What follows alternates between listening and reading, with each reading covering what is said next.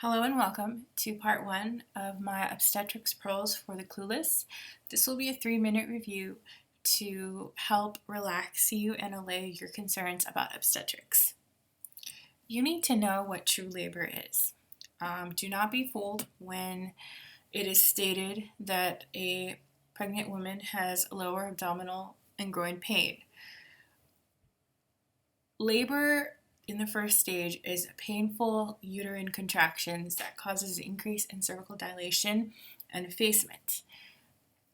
That lower abdominal and groin pain is called a Braxton-Hicks contraction. In a question, you may be given the following things, and I'm only going to, in this lecture, consider the first two, which is frequency of contractions. You always see, contractions are every 3 to 4 minutes, every 5 to 6 minutes, okay? Number 2 is the cervical dilation and effacement, and that's really important. So we're going to go over the first two in this lecture. The other information you may be given is fetal station, fetal well-being, and maternal well-being, but we're going to go over those in my later lectures. So now on to those first two. You need to know what is normal. So in this lecture, I'm going to assume that the patient is at term and there is no maternal or fetal distress. So the normal frequency of uterine contractions is every 2 to 3 minutes. If the frequency is less than this, oxytocin may be given to augment labor.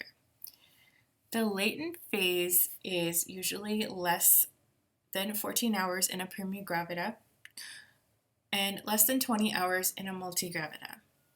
The active phase, as you know, has 2 parts, but just know that it's the time after which the cervix has dilated to 4 centimeters. A prolonged latent phase is anything greater than 14 hours for primigravida or anything greater than 20 hours for multigravida. So for this, if you're given that in a question, the patient can be treated by rest or ambulation or labor augmentation. And I'm going to go over in my next lectures how you know what to do. As far as the active phase, so suppose the patient is contracting and they reach active phase, but they do not contract, there's no change right after they've reached active phase. So they're at about 5 centimeters, they do not dilate. What is it? It's called arrestive dilation. So there's an arrestive dilation in the active phase.